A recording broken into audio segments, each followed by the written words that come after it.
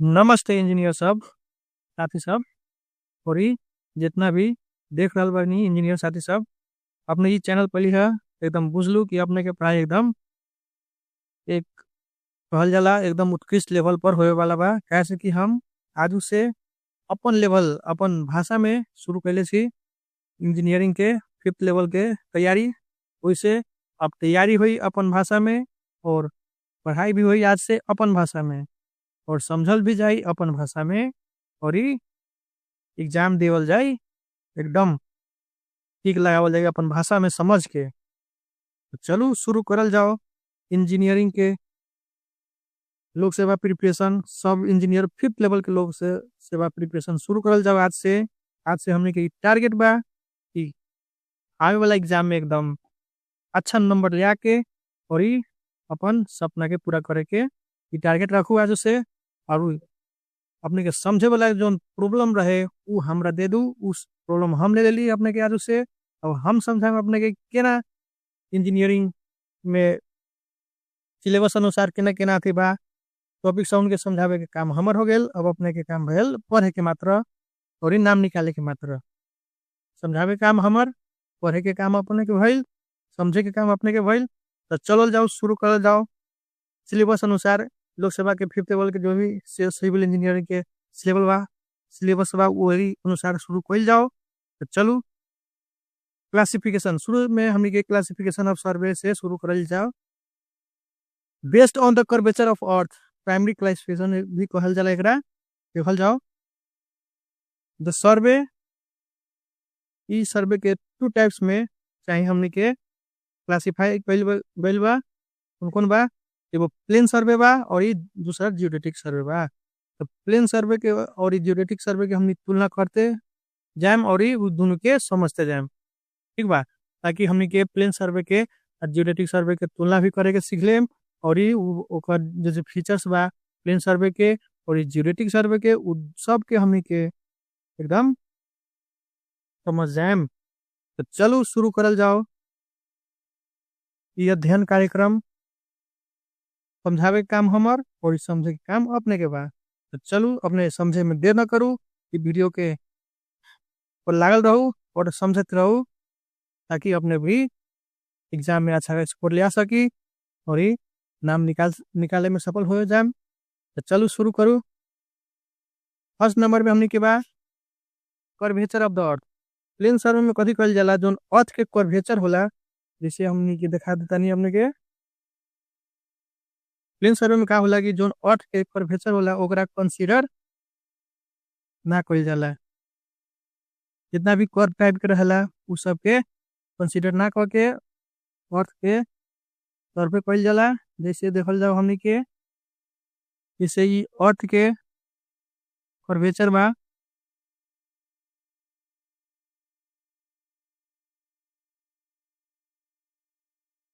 अर्थ के कर्वेचर जैसे ई अर्थ के कर्वेचर भइल कर्व टाइप के देख रहल छी अपने ई। हाँ, तो ओकर के कंसीडर ना कइल जाला प्लेन सर्वेइंग में। प्लेन सर्वेइंग में खाली लेंथ और ब्रेथ दू गो चीज के कंसीडर कइल जाला देखल जाए बड़े। और जियोडेटिक सर्वे में हमनी के अर्थ कर्वेचर के कंसीडर कइल जाला। जितना भी अर्थ के कर्व टाइप के बाटे उस सब के कंसीडर करके और ही हमनी के ई सर्वे होला। ई अर्थ के कर्वेचर के हमनी के कंसीडर होला कोना में जियोडेटिक सर्वे में। और ई प्लेन सर्वे में अर्थ के कर्वेचर के कथी कइल जाला इग्नोर कइल जाला।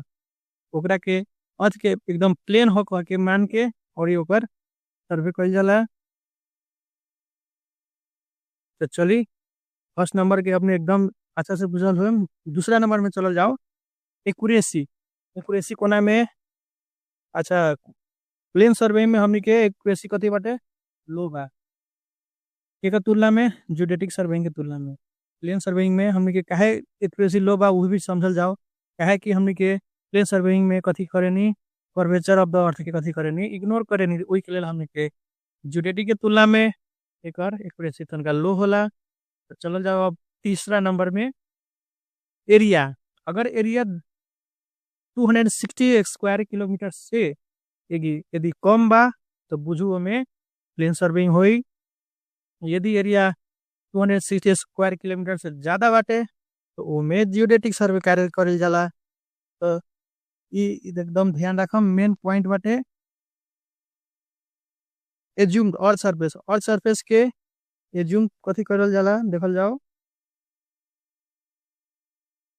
और सरफेस के टू डायमेंशनल में एज्यूम कइल जाला और ई जियोडेटिक सर्वे में 3 डायमेंशनल और सरफेस हो कह के कंसीडर करके ओकर सर्वेइंग कइल जाला। काहे कि एमे लेंथ ब्रेथ और ई हाइट अर्थात एंगल के भी कंसीडर करके एमे हमनी के अर्थ के सर्विंग कइल जाला। जियोडेटिक सर्वे में मेजर एमे कथी के मेजर होला, कॉर्ड के मेजर होला। जैसे कॉर्ड मींस कैसे कथी भइल ई बुझल जाओ।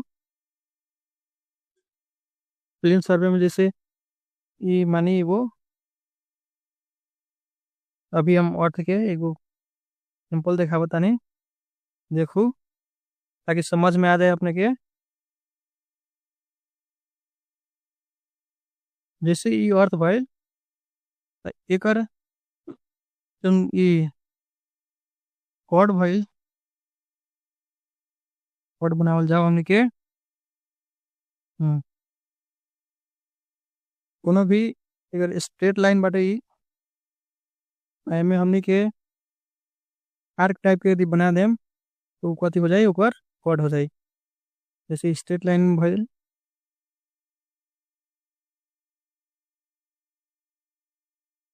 इनमें देखिए। हाँ तो ई कथी भइल हमनी के जोन स्ट्रेट लाइन भाई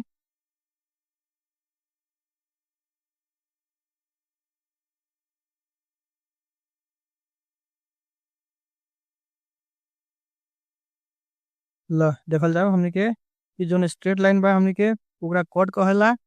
और ई जोन कर्व टाइप के बाटे ई जैसे ई जोन कर्व टाइप के हमनी के बनैले बानी उ कथी बा, ओकर आर्क बाटे। त प्लेन सर्वेइंग में जैले भी जब भी कथी के मेजर कइल जाला, कॉर्ड के मेजर कइल जाला। और ई जियोडेटिक सर्वे में जब भी मेजर कइल जाला तो कथी के मेजर कइल जाला, आर्क के मेजर कइल जाला। जैसे ई देख सकतानी ई एगो स्फेरिकल ट्रायंगल के निर्माण कइल गइल बा इला देखी।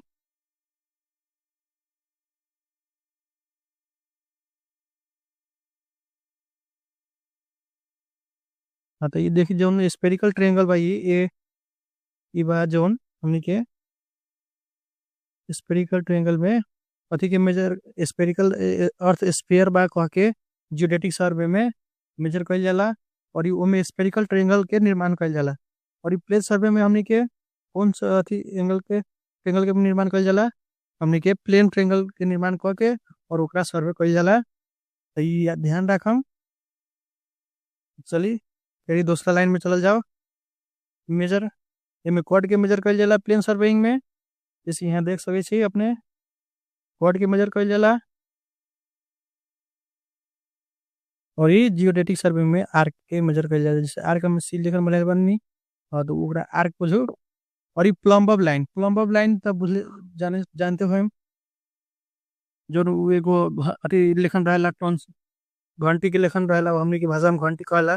घंटी के अथी नीचे अथी करके जो दीवार से उनके अगर सीधा बा कि ना बा ओकर नापे के लेल प्लम्ब बनाइल गेल रहेला। हाँ तो उ प्लम्ब लाइन कथी रहेला, प्लेन सर्वेइंग करे खून पैरेलल रहेला। काहे कि पैरेलल रहेला, काहे से कि हमनी के अर्थ के हमनी के कर्व मान के ना करेनी अथी अथी इस प्लेन मान के हमनी के अर्थ के कथी कइल जाला, सर्वे कइल जाला। जैसे कि जे अर्थ बा एकरा कर्व मान के हमनी करम तो प्लम्ब लाइन कथी होई, पैरेलल ना होई। जैसे कि देखो यहाँ से मान के एगो लाइन टानल जाओ,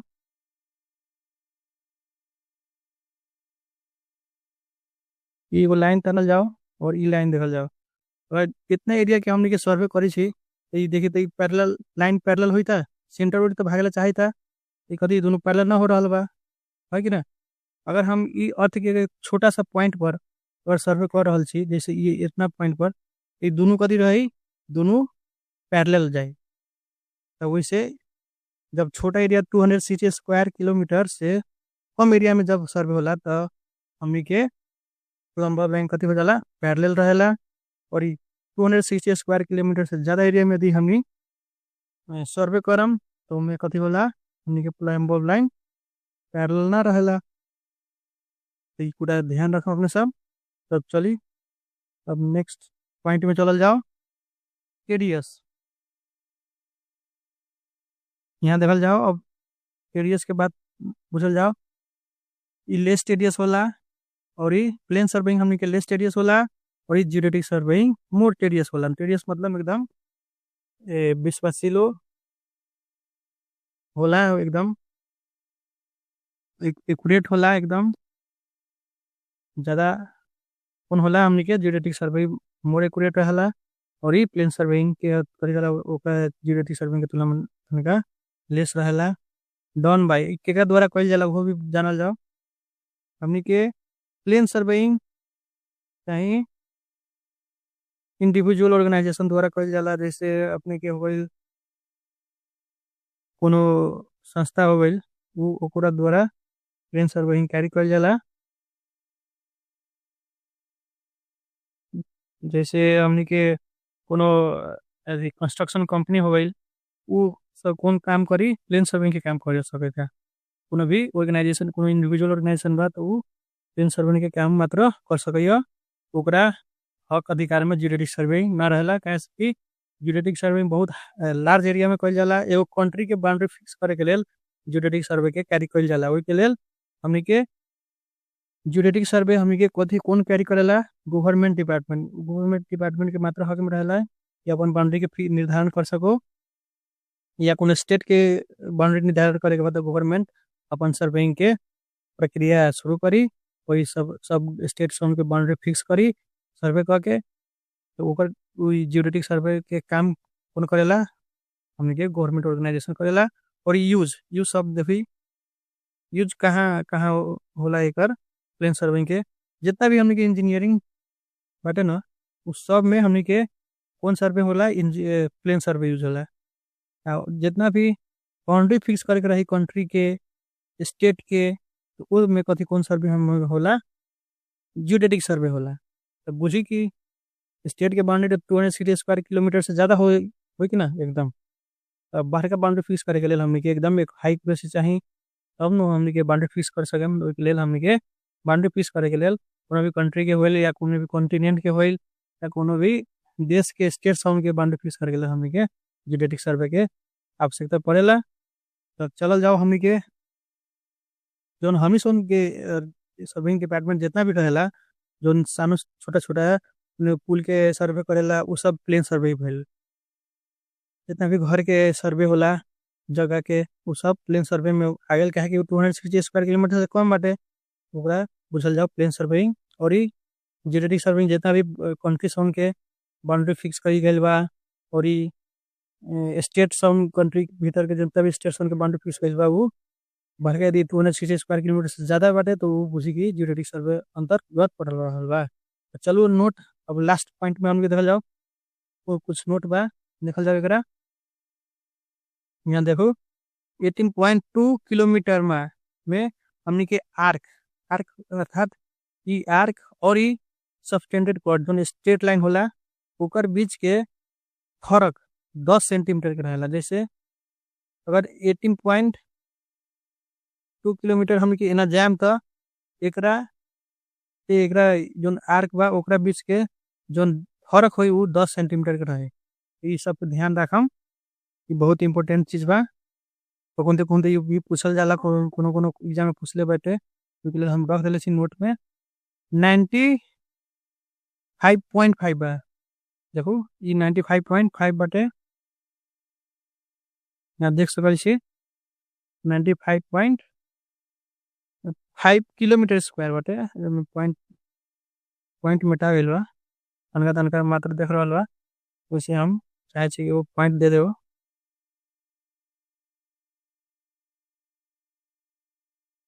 लो 195.5 किलोमीटर स्क्वायर में हमनी के स्फेरिकल और ये प्लेन ट्रायंगल के एंगल सम कितना रहेला 1 सेकेंड के फर्क रहेला बीच के फर्क। जैसे हमने के देखो इन्हें दिखा रहल छी अपने के कि जोन हमने के अर्थ में जोन बनल बा ई ट्रायंगल उ कौन ट्रायंगल बाटे हमने के स्फेरिकल ट्रायंगल बा। और हम ई जोन ई लंग बनेले बारी नीचा में ई जोन बनेले बारी ये हमने के कौन ट्रायंगल बा प्लेन ट्रायंगल बा ई प्लेन ट्रायंगल बा। और जी ई बनल बा जोन कौन ट्रायंगल बा स्फेरिकल ट्रायंगल बा। हमने के स्फेरिकल ट्रायंगल और ई प्लेन ट्रायंगल बीच के जोन एंगल सम के डिफरेंस होला जोन 1 सेकेंड के डिफरेंस होला। जैसे हमने के देखल जावी एकरा मानो कि कोनो एरिया हमने के ई एरिया वैसे ई एरिया हमने के 195.5 स्क्वायर किलोमीटर बा। ओमे हमने ये सब कर रहल छी त हमने के ई जोन एरिया बा एरिया में जोन हमने के स्फेरिकल ट्रायंगल बनाएम और ई जो स्फेरिकल ट्रायंगल अपने देख रहल छी और ई हमने के ई जोन प्लेन ट्रायंगल देख रहल छी उ एंगल उ ई जोन एंगल बनल बा ई सब के एकर स्फेरिकल ट्रायंगल के जोन एंगल के सम के बीच के और ई प्लेन ट्रायंगल के सम के बीच में हमने के 1 सेकेंड के फर्क रहेला। जैसे यहाँ देखी एकर हम सब एंगल के मेजर अथी ले बानी है अल्फा प्लस बीटा प्लस गामा एंगल के सम कितना आयल बा स्फेरिकल ट्रायंगल में 180 डिग्री 00 मिनट और 01 सेकेंड। और ये प्लेन ट्रायंगल के हमने के एंगल के सम कितना होला 180 डिग्री होला अतः इमे 0 कितना 1 सेकेंड के दोनों एंगल अथी में बीच में फर्क बा। ये ध्यान रखम कि 195.5 स्क्वायर किलोमीटर में स्फेरिकल ट्रायंगल के जो एंगल तीनों एंगल के सम और प्लेन ट्रायंगल के तीनों एंगल के सम बीच के फर्क कितना के रहेला 1 सेकेंड के रहेला। ये ध्यान रखम। चलल जाओ अब नेक्स्ट एरिया और अब हमें के इस classification of surveying based on curvature of the earth खत्म हो गई। ये पार्ट 1 बा हमने के और नेक्स्ट पार्ट में हम सब classification of survey according to the nature of the land जमीन के अनुसार हमने के कौन कौन सर्वे कइल जाला उ पूरा बात के हमने सब कवर कइल जाएम। तो चलो ये अपने के केहन लागल अच्छा लागल तो जरूर कमेंट करम लाइक करम और ये पूरा कंप्लीट वीडियो देख ली तो अपने के एकदम लास्ट तक देख लिया एकदम हम बधाई दे चाहल छी कि अपने एकदम बुझले हम समझले हम अपन मौलिक भाषा में। धन्यवाद और जय मौलिक भाषा।